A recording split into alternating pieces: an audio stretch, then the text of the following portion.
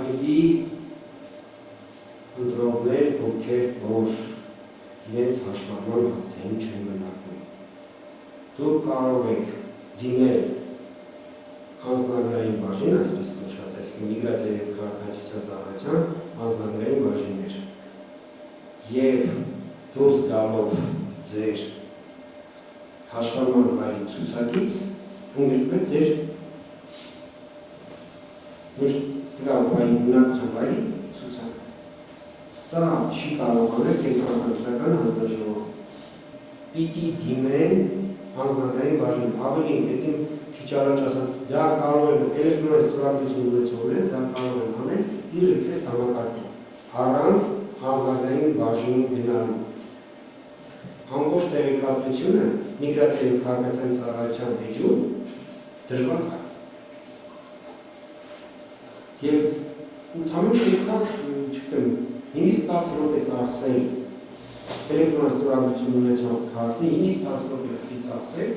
որպեսզի այդ էլեկտրոնային դիմումը ներկայացնի։ Եթե չունեն էլեկտրոնային ստորագրություն, ապա պիտի մոտենան անձնագրային բաժին։ Այնտեղ էլ միանգամից շատ արագ ձևաթղթերը կան, արագ լրացնել են և խնդիրը լուծվելու է։ Այս նույն գործողությունը կարող են անել նաև արտերկրում գտնվող մեր այն քաղաքացիները, ովքեր ունեն էլեկտրոնային ստորագրություն, այսինքն e-request համակարգից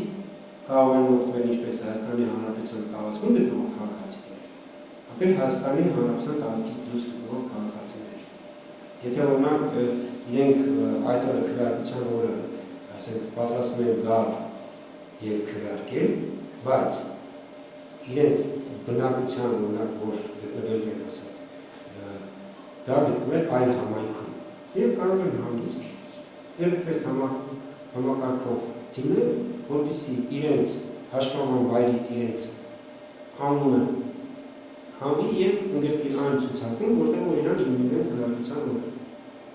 Հայաստանի Հանրապետության 1996 բոլոր տեղամասերը գնահատվել են նաև մատչելիության տեսանկյունից, և բոլոր այն տեղամասերը, որոնք որ մատչելի են, իրենք առանձնացված են և մեր կայքի միջոցով շարժողական խնդիրներ ունեցող մեր ընտրողները կարող են տեսնել իրենց տեղամասը մատչելի է թե ոչ,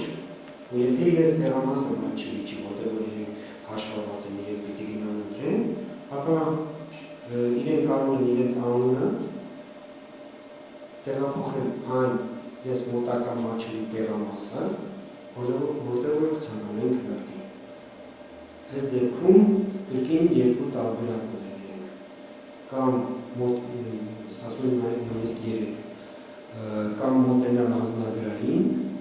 կամ e-request-ով դիմումը ներկայացնել, կամ